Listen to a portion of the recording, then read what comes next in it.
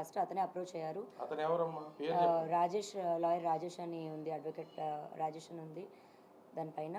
So నేను అడ్వకేట్ని, ఏమైనా problems ఉన్నా చెప్పండి అని అన్నారు. అప్పటికి కూడా ఇంకా నేను కళ్యాణ్ సార్తో మాట్లాడలేదు. ఆయన నేను నా కేసు గురించి చెప్పి లేదా నా కేసు గురించి మాట్లాడాలని అయితే జరగలేదు. తర్వాత కళ్యాణ్ సార్ వచ్చారు, మేము కళ్యాణ్ సార్ త్రూనే వెళ్తున్నాము. అండ్ నా కేసు గురించి నేను మాట్లాడడము, కేసు టేకప్ చేయాలనో, నా కేసు గురించి మాట్లాడాలి అని అయితే నేను అతనితో మాట్లాడలేదండి. మరి నేను ఫార్వర్డ్ చేసిన మెసేజ్ అందరికీ వచ్చినట్టే తనకే వెళ్ళింది. ఆ మెసేజ్ పంపించిన తర్వాత కూడా నేను అతనితో కాల్ కూడా ఏం మాట్లాడలేదు. పొద్దున లేచేసరికి నాకే షాకింగ్గా ఉంది. ఈ కాల్స్ చూడడం కానీ, అతను లెటర్ చూడడం కానీ, మరి అతను ఎందుకు వెళ్ళారో, దేని గురించి వెళ్ళారో నాకు తెలియదు.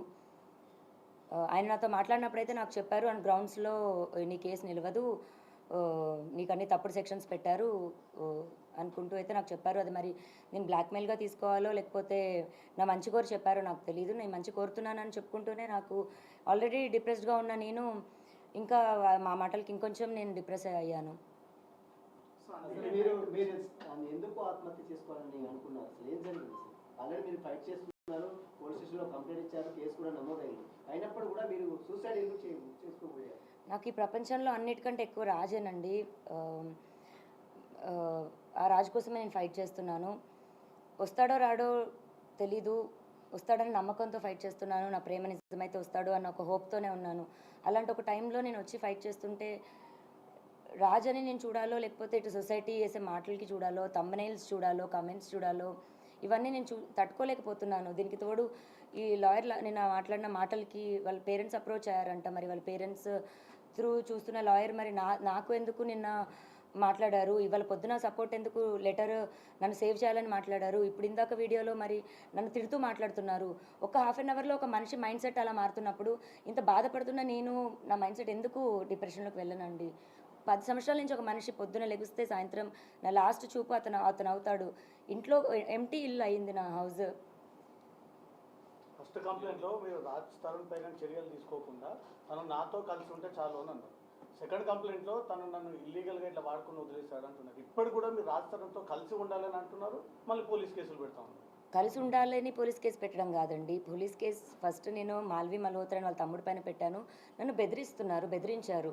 అది కూడా ఇంకా కంప్లైంట్ ఒక్కసారికి రాలేదండి. ఇప్పుడు వాళ్ళు ఉన్న 6 మంత్స్ అంటే నాకు విషయం తెలిసిన 6 నెలల తర్వాత ఇంకా నేను భరించలేక బయటికి రావడం జరిగింది.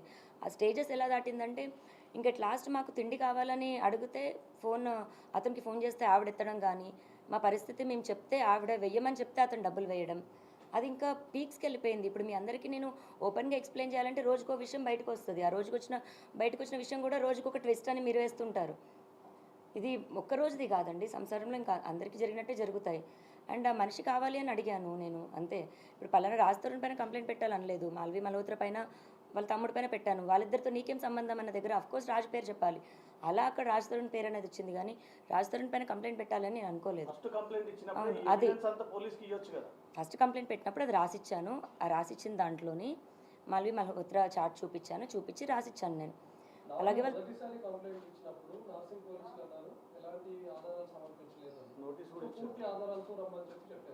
సెకండ్ టైం మీరు వెళ్ళినప్పుడు ఆల్మోస్ట్ 150+ ఫోటోగ్రాఫ్స్ ఎవిడెన్స్ అన్ని కూడా మీరు సబ్మిట్ చేసినట్టుగా తెలుస్తుంది. ఇప్పుడు నార్సింగ్ పోలీసులు ఏ విధంగా వ్యవహరిస్తున్నారు? రాజ్ తరుణ్ని కాంటాక్ట్ అవుతున్నామని ఏమైనా చెప్తున్నారా? రాజ్ తరుణ్ పైన కేసెస్ పెట్టామని ఏమైనా చెప్తున్నారా? రాజ్ తరుణ్ని అదుపులోకి తీసుకుంటామని అసలు నార్సింగ్ పోలీసులు ఏం చెప్తున్నారు?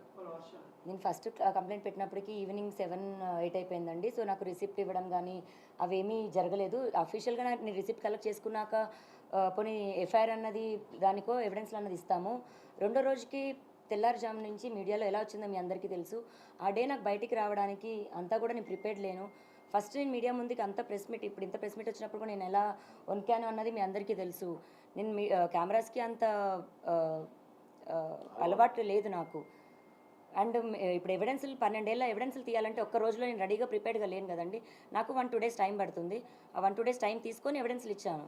మీరు అడ్వకేట్ రాజేష్తో చాలాసార్లు కాల్ చేశారు, ఆయన ఫోన్ లిఫ్ట్ చేయలేదు. 20 నిమిషాల పాటు సుదీర్ఘంగా కేసు గురించి చర్చించాలని అంటున్నారు. చాలాసార్లు కాల్ చేయడం ఏం జరగలేదండి, ఒక్కటే కాల్ జరిగింది.